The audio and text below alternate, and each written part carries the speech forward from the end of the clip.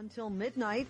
Right now, we're going to talk about whether or not debt is making you sick. There was a story in the Globe and Mail talking about this woman who was so anxious about her financial troubles that her credit card statements actually made her feel ill. So she ignored them, continued making minimum payments without looking at the balance.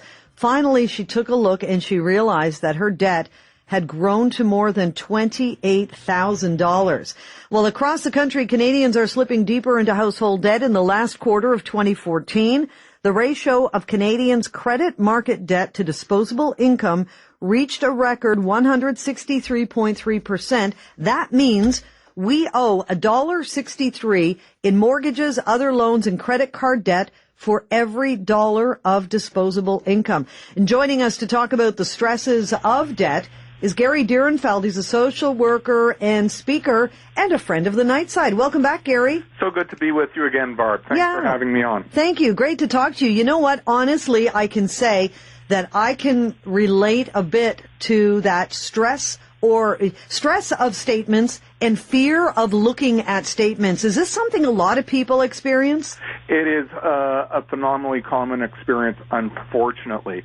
You know, with the rise of credit cards over the last several decades, people are using them more and more, thinking that it is part of their disposable income. But at the end of the day, it is not. They get overwhelmed, they get in debt, and then they realize they soon have to pay the piper. In comes the Visa, the MasterCard, the American Express bill, and it's absolutely overwhelming. They realize that they cannot meet the obligation of their debt, and they are ready to shoot themselves. In fact, it is a cause for suicide. Wow. You know, in some ways it seems like any other good intention. I'm going to start eating better. I'm going to start living better. I'm going to spend less. And then it just creeps up a little bit here, a little bit there. And then you get the bill and it's like, how did I spend $500 last month? And that's probably a very conservative figure. And in this, I want it now and indulge yourself society, people are finding themselves more and more in debt.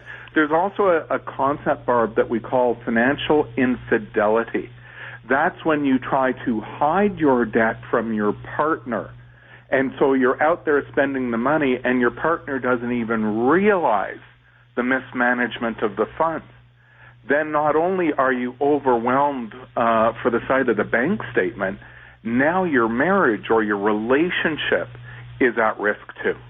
Well, and that becomes another kind of betrayal, right, if your spouse finds out? Absolutely. Yeah. Yeah, that's what's called financial infidelity. It is that sense of betrayal. How could you have spent that the way you did? And we also see that with gambling.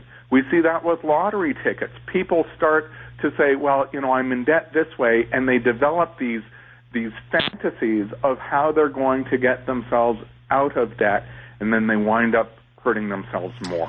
416-872-1010, Star Talk, star 8255. You can text us at 71010.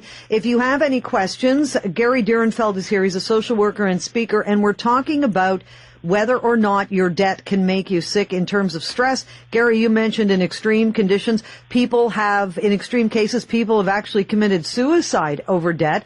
Now, I know this seems like a very simple question, but why is it, from a psychological point of view, why do we get ourselves into this position with debt? Well, it's like so many other things in life. We gorge, we overdo it. We think that we can delay paying the piper, and we are so apt to satisfy our wants without appropriate planning. So many people that I see, they're so far in debt that I'm referring them to divorce financial specialists, whether or not they're getting divorced. But these are financial analysts, financial specialists who help people understand their budget, help people understand the meaning of money, help people to understand how to get out of debt. So it's kind of like seeing a credit counselor, but think of this as a credit counselor very much for couples, whether or not your marriage is at risk.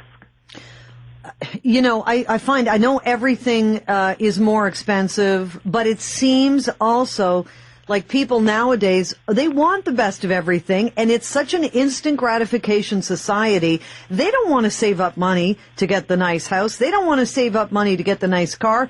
Everything can be done, financing, leasing, credit, and people, it seems to me, are really living well beyond their means. And let's face it, you know, the banks, the credit cards, they dole out credit almost, and boy, I hope I don't get dinged for slander, but almost like a drug dealer would dole out crack. Let's get you hooked on spending, because the degree to which you spend, our company makes money on your money.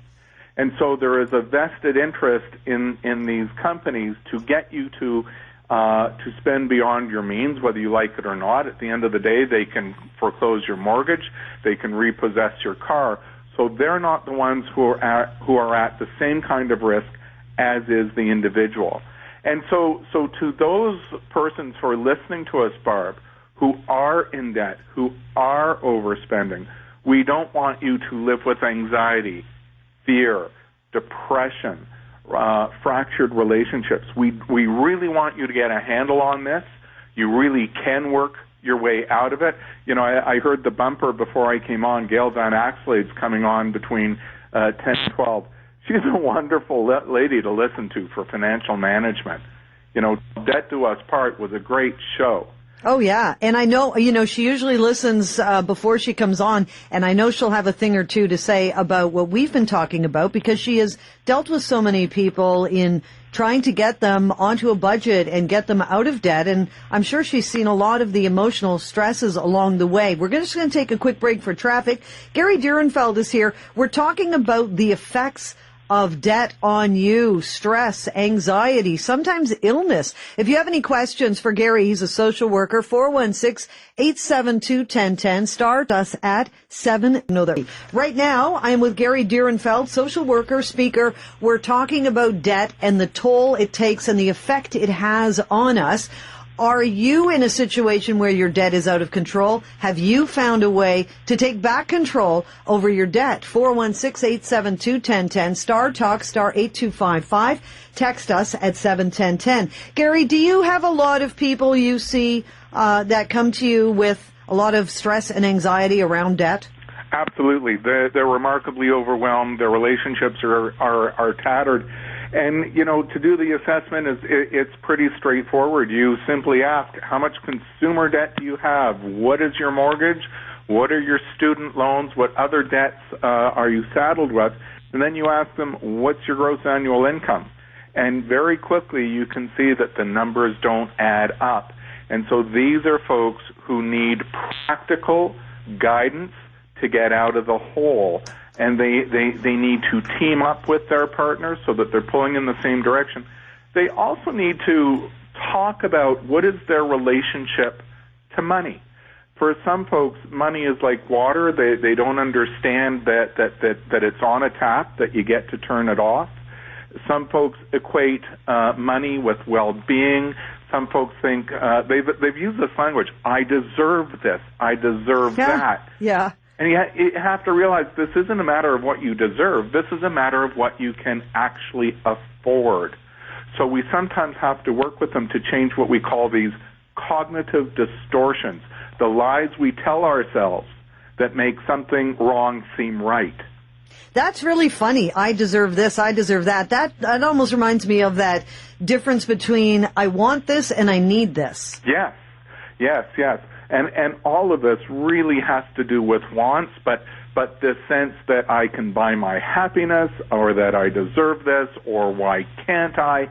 And so helping people to make more rationally based decisions when it comes to money versus emotionally based, helping them live within their means, helping them understand if you don't have $1 in your pocket, you can't spend it.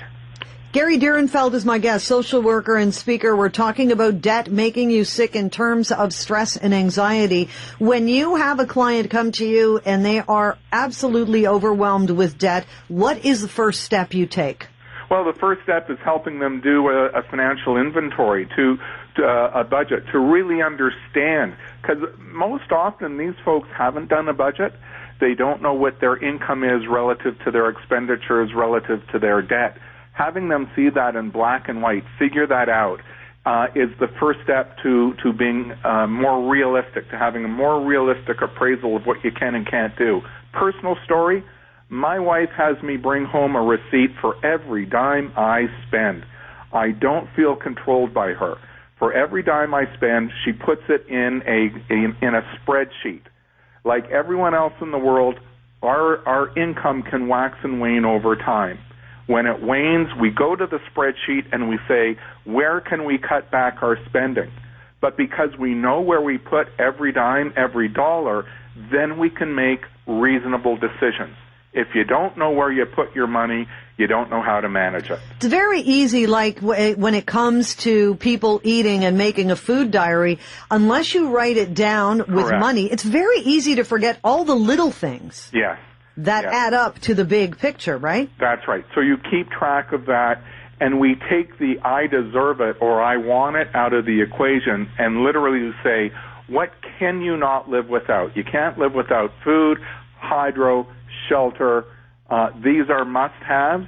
You satisfy the must-haves. Then you look at what do you have left over, and then you decide how are you going to save some for when the roof leaks. Actually, it's pouring here where I am right now. I know, it's pouring here too. What are you going to do for when the roof leaks? And at what age would you like to retire, and how are you going to plan for that? Then if you have something left over, go out for dinner and treat yourself. I was mentioning, we were talking about this earlier, about people taking on bigger mortgages than they should, and wanting to buy brand new vehicles instead of driving something used. What is going on with this generation? Is it something with this generation? It feels like we are Certainly more so with this generation. Okay. Sense of entitlement. We pave the road in front of them. We give them these smartphones that are hundreds of dollars. We give this to children, where it costs us $40 to $100 a month to carry the plan, and the child has no sense of the money behind it. If you want to raise financially responsible adults, start with your children. If they want a cell phone, let them purchase it themselves. Let them carry the plan. If you want a happy child, if you want a happy adult, the degree to which they're responsible, then they're happy. We can't buy it. I don't know how we've done this. I don't know why we've done this. Is it because there's so much more available to these kids that we've just become this group of parents who will just purchase all of this stuff for them? It's a new technology age. None of this existed when we were kids. Well, that's for sure. And we have a lot of parents these days parenting out of what I call parental guilt. We're very busy. We're very stressed out ourselves. We don't necessarily have all the time in the world. And so we assuage our guilt by getting things.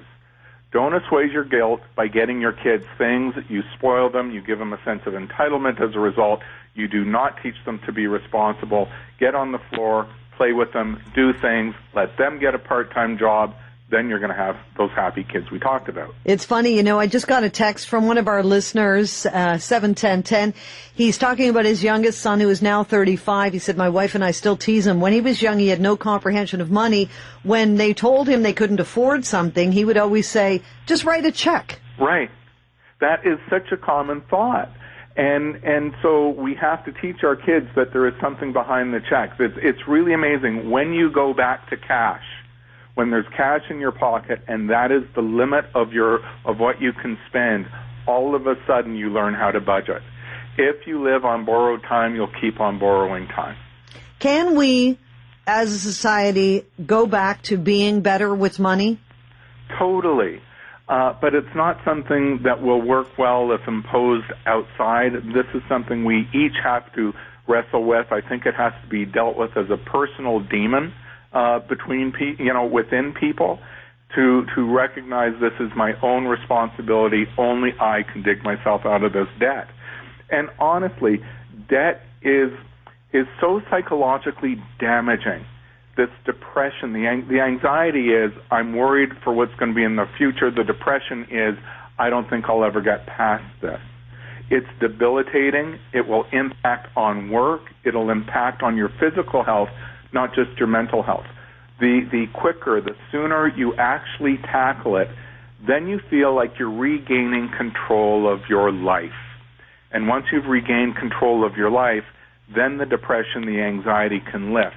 This is not something that is treatable through medication when we know you're overspending. That's a good point. Someone texted in at 71010 and said, I just did a consumer proposal for $70,000 of unsecured debt. It was the best thing I've ever done. Sometimes you just have to just decide this is the day it stops and take back some control. Exactly. And really that is the antidote to the ill ease, to the ill health associated with getting yourself in such trouble. Gary Dierenfeld, thank you so much. Let's do it again soon. Can't wait, Barb. Love chatting with you. All right, me too. Hi to my friend Gail. All right, I will say hello to Gail. Thank you. Gary Dierenfeld, social worker and speaker. Gail Vaz Oxlade will be coming up.